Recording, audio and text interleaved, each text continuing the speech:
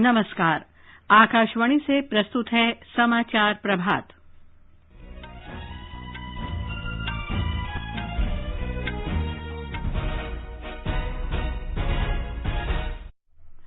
प्रधानमंत्री नरेंद्र मोदी आज सुबह नीति आयोग की शासी परिषद की 6ठी बैठक की अध्यक्षता करेंगे।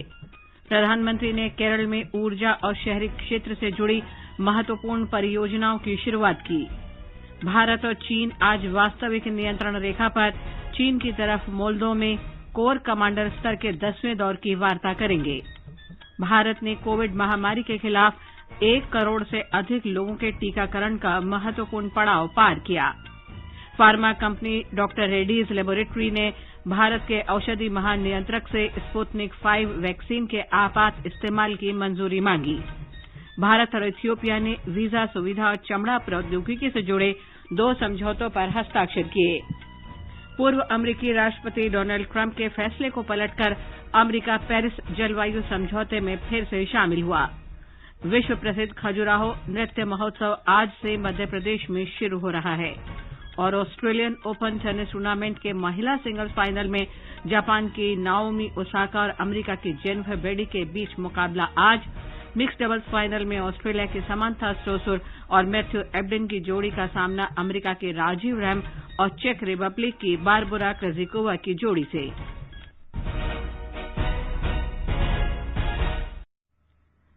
समाचार प्रभात में प्रियंका अरोड़ा के साथ मैं लवलीन निगम। कोविड महामारी से देश एकजुट होकर लड़ रहा है। आप भी हमारे साथ सुरक्षा और बचाव के 3 आसान एहतियाती उपायों का संकल्प लें। मास्क पहनें, 2 गज दूरी है जरूरी, सुरक्षित दूरी बनाए रखें, हाथ और मुंह साफ रखें। और अब समाचार। प्रधानमंत्री नरेंद्र मोदी आज सुबह वीडियो कॉन्फ्रेंस के माध्यम से नीति आयोग की शासी परिषद की 6ठी बैठक की अध्यक्षता करेंगे। बैठक के एजेंडे में कृषि, बुनियादी ढांचा, विनिर्माण, मानव संसाधन विकास, जमीनी स्तर पर सेवाओं की आपूर्ति, स्वास्थ्य और पोषण पर विचार विमर्श शामिल है। प्रशासनिक परिषद अंतर क्षेत्रीय, अंतर विभागीय और संघीय मुद्दों पर विचार के लिए एक मंच उपलब्ध कराता है। इसमें प्रधानमंत्री, राज्यों और संघ शासित क्षेत्रों के मुख्यमंत्रियों के साथ ही अन्य संघ शासित क्षेत्रों के उपराज्यपाल शामिल होते हैं। 6ठी बैठक में पहली बार लद्दाख शामिल होगा। इसके अलावा जम्मू और कश्मीर की संघ शासित क्षेत्र के रूप में भागीदारी होगी। इस बार प्रशासकों की अध्यक्षता वाले अन्य संघ शासित क्षेत्रों को भी बैठक में शामिल होने के लिए आमंत्रित किया गया है। बैठक में प्रशासनिक परिषद के पदेन सदस्य, केंद्रीय मंत्री, उपाध्यक्ष, सदस्य और नीति आयोग के मुख्य कार्यकारी अधिकारी और भारत सरकार के अन्य वरिष्ठ अधिकारी भी शामिल होंगे। अनुपम मिश्र, आकाशवाणी समाचार, दिल्ली। प्रधानमंत्री नरेंद्र मोदी ने कल शाम वीडियो कॉन्फ्रेंस के माध्यम से केरल में बिजली और शहरी क्षेत्र की कई महत्वपूर्ण परियोजनाओं का उद्घाटन किया और आधारशिला रखी। इस अवसर पर उन्होंने कहा कि ये परियोजनाएं केरल की विकास यात्रा में बहुत उपयोगी साबित होंगी। प्रधानमंत्री ने पुगलूर त्रिशूर विद्युत पारेषण परियोजना राष्ट्र को समर्पित की। 5070 करोड़ रुपए की लागत से निर्मित इस परियोजना से त्रिचूर जिला राज्य का एक बड़ा बिजली केंद्र बन जाएगा। राज्य की बढ़ती ऊर्जा जरूरतों को पूरा करने में इसकी महत्वपूर्ण भूमिका होगी।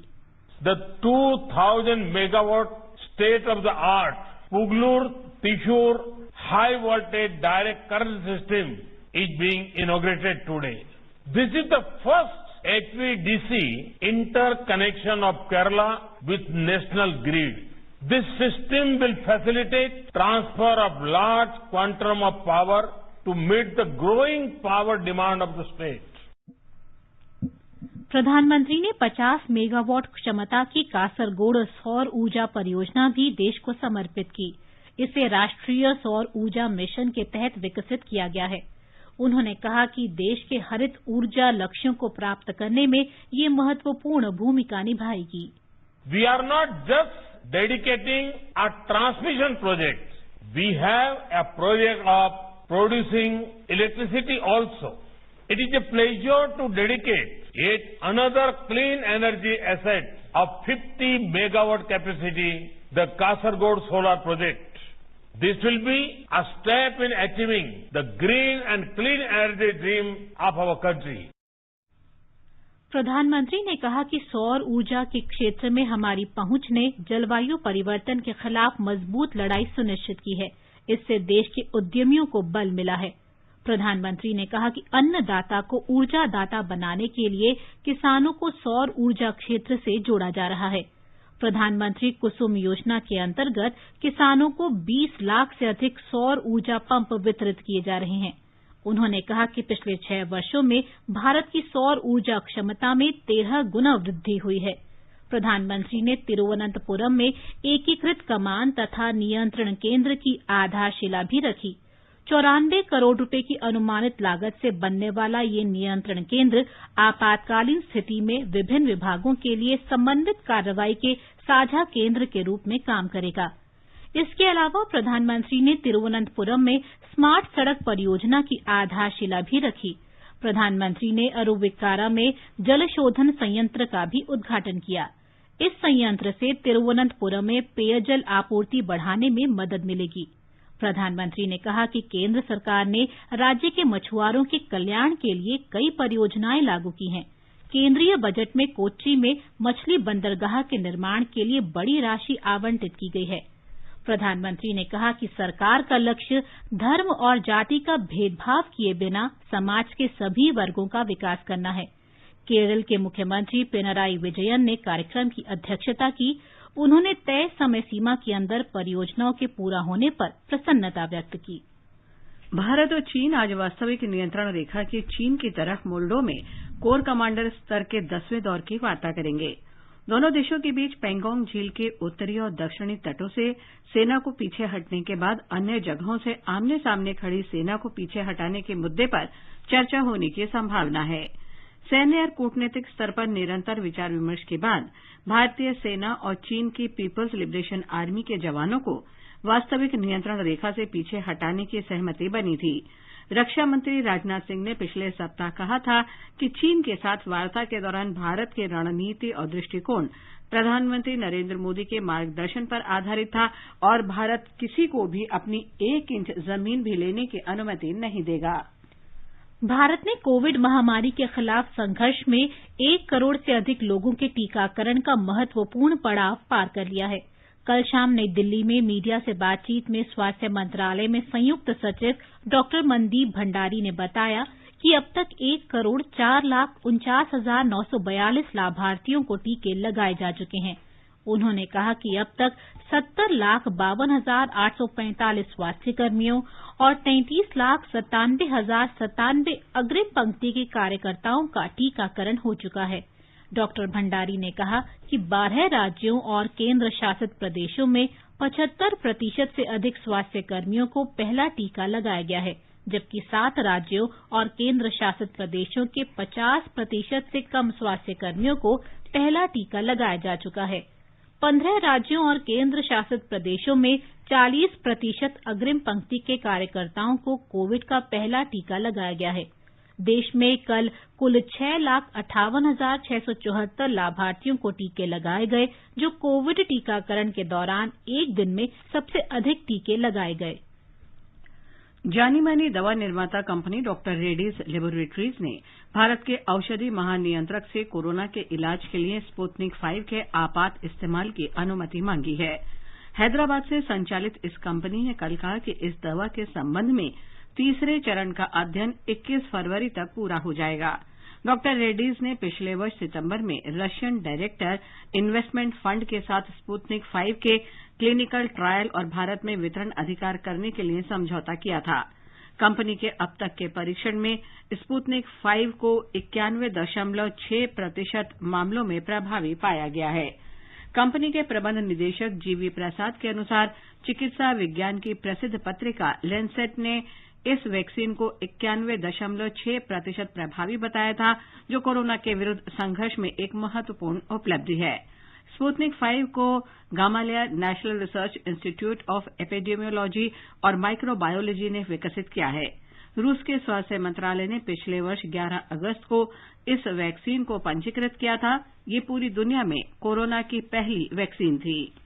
केंद्रीय स्वास्थ्य मंत्री डॉक्टर हर्षवर्धन ने कल एक बार फिर कहा कि कोविड के टीके सुरक्षित हैं। उन्होंने सभी नर्सों, आंगनवाड़ी कार्यकर्ताओं, स्वास्थ्य सेवा और अग्रिम पंक्ति के कार्यकर्ताओं से अपील की कि वे कोविड वैक्सीन लेने के लिए आगे आएं। कोविड टीकाकरण के बारे में गलत सूचनाओं, अफवाहों और नकारात्मक संदेशों को खारिज करते हुए डॉक्टर हर्षवर्धन ने कहा कि कुछ भ्रामक धारणाएं जानबूझकर फैलाई जा रही हैं जो तथ्यपरक नहीं हैं। उन्होंने लोगों से इनसे बचने को कहा। उन्होंने कहा कि अभी तक 1 करोड़ से अधिक खुराक सफलतापूर्वक और सुरक्षित रूप से दी गई हैं और ये टीके की सुरक्षा सिद्ध करती हैं। स्वास्थ्य मंत्री ने लोगों से कोविड के खिलाफ लड़ने के लिए एकजुट होकर काम करने को कहा। बिहार में कल 35,019 स्वास्थ्य कार्यकर्ताओं को कोविड का दूसरा टीका लगाया गया। इस अभियान के दौरान अब तक 5,50,299 लाभार्थियों का टीकाकरण किया गया है। इस बीच राज्य में अब तक 2,59,973 रोगी कोविड संक्रमण से ठीक हुए हैं। बिहार में कोविड से स्वस्थ होने की दर 99.22% तक पहुंच गई है। सक्रिय मामलों में निरंतर कमी आ रही है। इस समय 503 रोगियों का विभिन्न अस्पतालों में इलाज चल रहा है। राज्य के 18 जिलों में संक्रमित मामलों की पुष्टि नहीं हुई है। महाराष्ट्र में कोविड संक्रमण के मामले बढ़ रहे हैं। राज्य के जन स्वास्थ्य विभाग ने बताया है कि कल 6,000 से अधिक लोगों में कोविड संक्रमण की पुष्टि हुई। ये पिछले 3 महीने में एक दिन में सामने आए मामलों की सर्वाधिक संख्या है। राज्य में फिलहाल 44,765 रोगियों का उपचार चल रहा है। कल 44 लोगों की मौत होने के बाद राज्य में इस महामारी से मरने वालों की संख्या बढ़कर 51,713 हो गई है। मुंबई में कल 823 लोगों में कोरोना संक्रमण की पुष्टि हुई। इस बीच राज्य सरकार ने कहा है कि ब्रिटेन, दक्षिण अफ्रीका और ब्राजील में पाया गया कोविड का नया रूप अमरावती, यवतमाल और सतारा जिलों में नहीं पाया गया है। ये तीनों जिले महाराष्ट्र में कोविड संक्रमण से सबसे अधिक प्रभावित हैं। ब्यौरा हमारे मुंबई संवाददाता से। महाराष्ट्र के स्वास्थ्य विभाग ने कहा है कि पुणे, सातारा, अमरावती और यवतमाल जिलों में कोविड के मामलों में वृद्धि के मद्देनजर इन क्षेत्रों से कोरोना वायरस नमूनों का जीनोम अनुक्रमण किया गया था। सातारा, यवतमाल और अमरावती के प्रत्येक नमूने को पुणे स्थित बीजे मेडिकल कॉलेज प्रयोगशाला में परीक्षण किया गया। यूके, दक्षिण अफ्रीका और ब्राजील में नए उपभेदों में पाया गया कोई भी उत्परिवर्तन इन नमूनों में नहीं देखा गया। इसी तरह पुणे जिले से 12 नमूनों में जीनोम में कोई उत्परिवर्तन नहीं पाया गया। हालांकि अमरावती और यवतमाल से कुछ और नमूने जीनोम परीक्षण के लिए पुणे स्थित नेशनल इंस्टीट्यूट ऑफ वायरोलॉजी और national centre for sale science को भेजे गए हैं। दूसरी ओर कल 14,000 से अधिक स्वास्थ्य और फ्रंटलाइन कर्मचारियों को कोविड-19 निवारक टीका लगाया गया। कुणाल शिंदे, आकाशवाणी समाचार, मुंबई। गुजरात में कल कोरोना के 266 मामले सामने आए।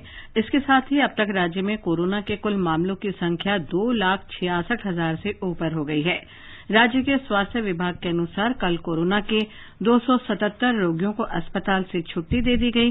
प्रदेश में अब तक 2,60,775 कोरोना रोगी संक्रमण से मुक्त हो चुके हैं। स्वास्थ्य अधिकारियों ने बताया कि कोरोना टीकाकरण अभियान के तहत अब तक 8,09,000 लोगों को वैक्सीन दी गई है।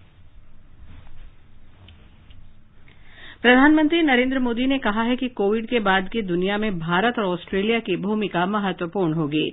उन्होंने कल Bharat Australia circular economy hackathon के समापन समारोह को वीडियो कॉन्फ्रेंसिंग से संबोधित किया।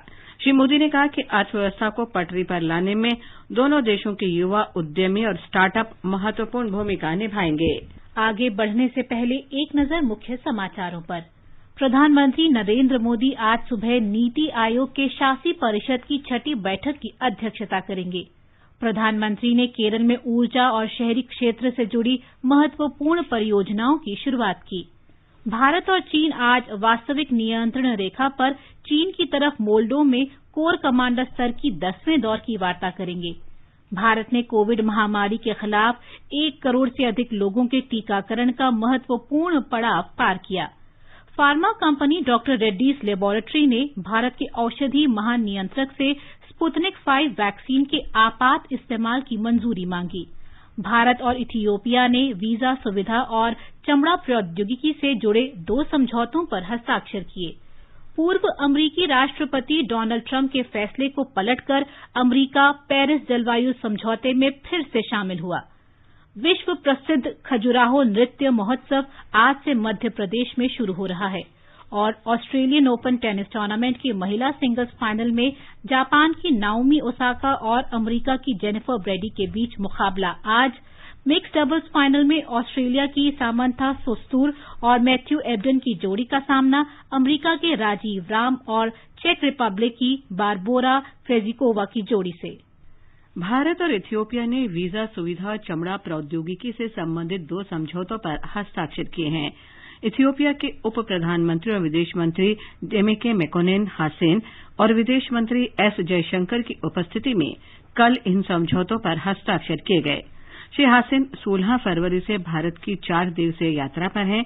श्री जयशंकर ने कहा कि श्री हासेन के साथ द्विपक्षीय क्षेत्रीय मुद्दों पर उनकी उपयोगी और सार्थक बातचीत हुई है।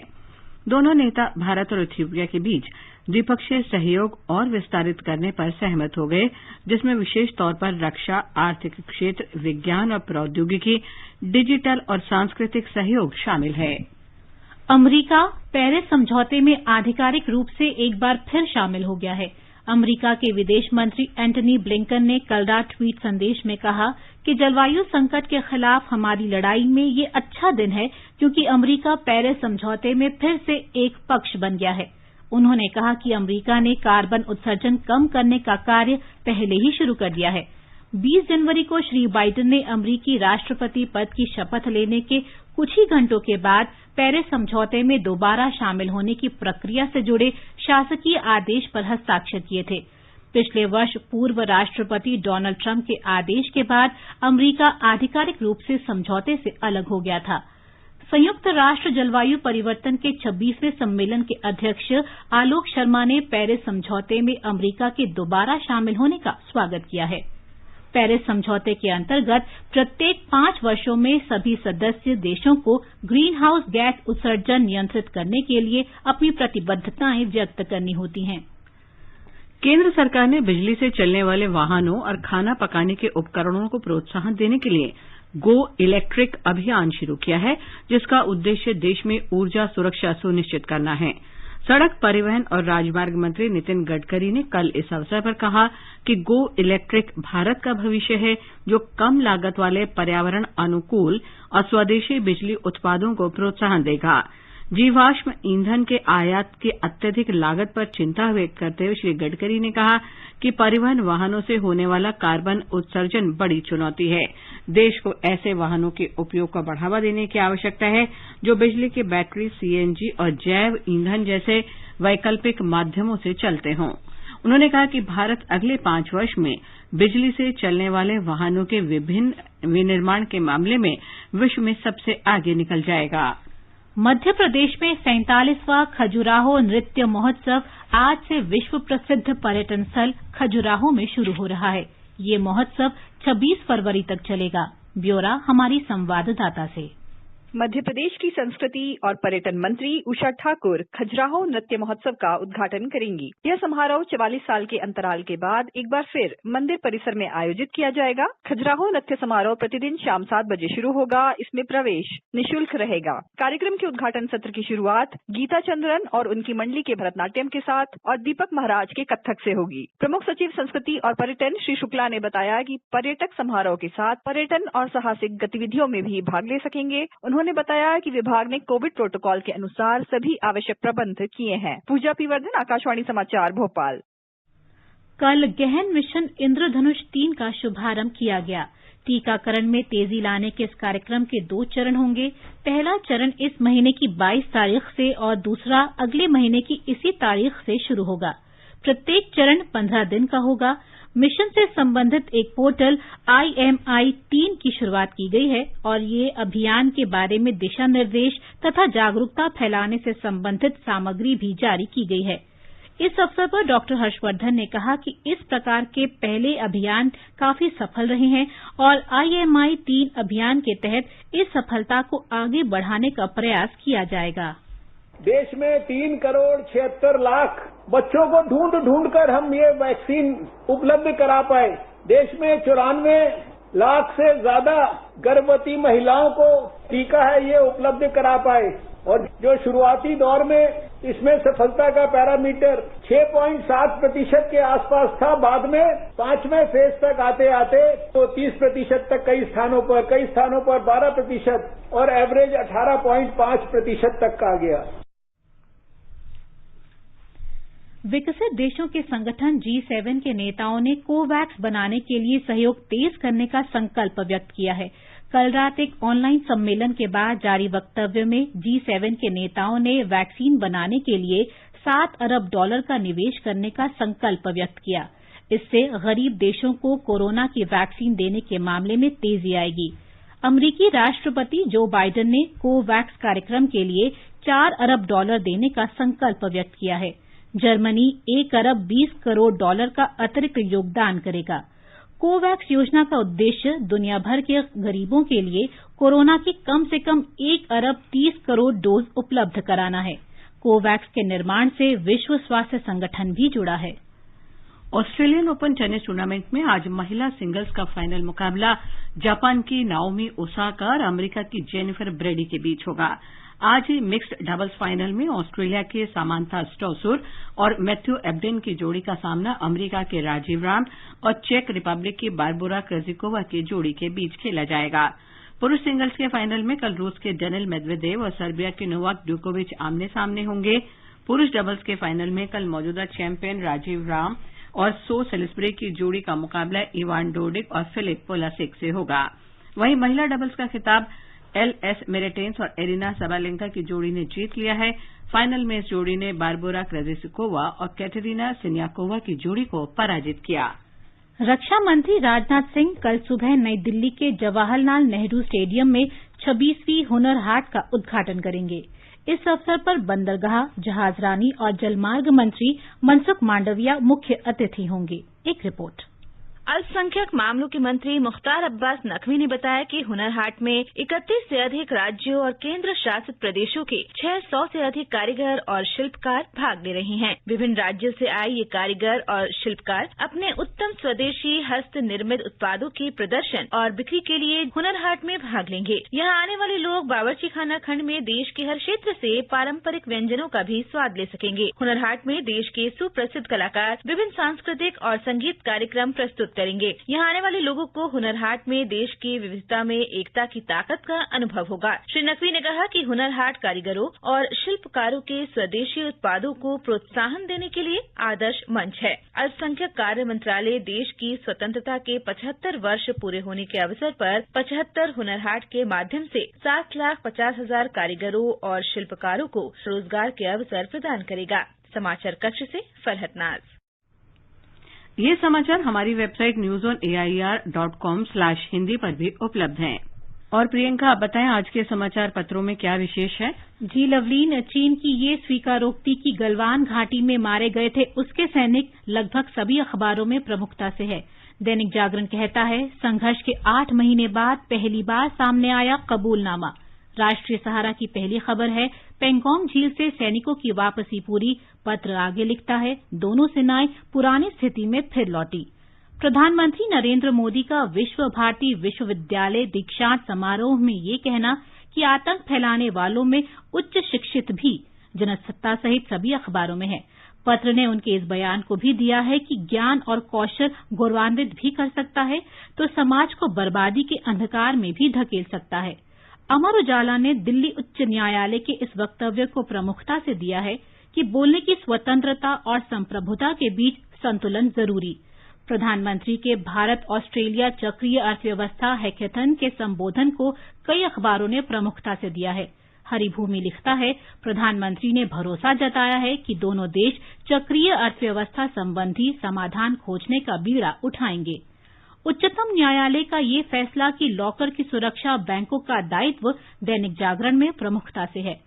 पत्र आगे लिखता है, अदालत ने भारतीय रिजर्व बैंक को आदेश दिया है कि वे 6 महीने के भीतर लॉकर सुविधा या सुरक्षित धरोहर प्रबंधन के बारे में उचित रेगुलेशन जारी करे। पोखरण में एंटी टैंक मिसाइल ध्रुवास्त्र के सफल परीक्षण को सचित्र देते हुए राष्ट्रीय सहारा ने लिखा है, ये मिसाइल सभी तरह के मौसम, चाहे दिन हो या रात, अपने लक्ष्य पर सटीक हमला करने में सक्षम है। राजस्थान पत्रिका की सुर्खी है, हेलेना मिसाइल पोखरण में रची कामयाबी। नवभारत टाइम्स ने गर्व के पल शीर्षक से लिखा है, मंगल पर उतरा अमरीकी रोवर, नासा के कंट्रोल रूम से भारतवंशी स्वाति ने कराई सफल लैंडिंग। पत्र के शब्द हैं, नासा के कंट्रोल रूम में गूंजी स्वाति मोहन की आवाज, टच डाउन कंफर्म्ड और गूंजी तालियां। राजस्थान पत्रिका की खबर है, भारतवंश की बेटी बनी मिसाल, मिशन मार्स 2020 का किया नेतृत्व। और अंत में मुख्य समाचार एक बार फिर। प्रधानमंत्री नरेंद्र मोदी आज सुबह नीति आयोग की शासी परिषद की 6ठी बैठक की अध्यक्षता करेंगे। प्रधानमंत्री ने केरल में ऊर्जा और शहरी क्षेत्र से जुड़ी महत्वपूर्ण परियोजनाओं की शुरुआत की। भारत और चीन आज वास्तविक नियंत्रण रेखा पर चीन की तरफ मोल्दो में कोर कमांडर स्तर की 10वें दौर की वार्ता करेंगे। भारत ने कोविड महामारी के खिलाफ 1 करोड़ से अधिक लोगों के टीकाकरण का महत्वपूर्ण पड़ाव पार किया। Pharma company doctor Reddy's laboratories ने भारत के औषधि महानियंत्रक से स्पुतनिक 5 वैक्सीन के आपात इस्तेमाल की मंजूरी मांगी। भारत और इथियोपिया ने वीजा सुविधा चमड़ा प्रौद्योगिकी से जुड़े 2 समझौतों पर हस्ताक्षर किए। पूर्व अमेरिकी राष्ट्रपति डोनाल्ड ट्रंप के फैसले को पलटकर अमेरिका पेरिस जलवायु समझौते में फिर से शामिल हुआ। विश्व प्रसिद्ध खजुराहो नृत्य महोत्सव आज से मध्य प्रदेश में शुरू हो रहा है। ऑस्ट्रेलियन ओपन टेनिस टूर्नामेंट में महिला सिंगल्स फाइनल में जापान की नाओमी ओसाका और अमेरिका की जेनिफर ब्रेडी के बीच मुकाबला आज। इसके साथ ही समाचार प्रभात का ये अंक समाप्त हुआ। नमस्कार।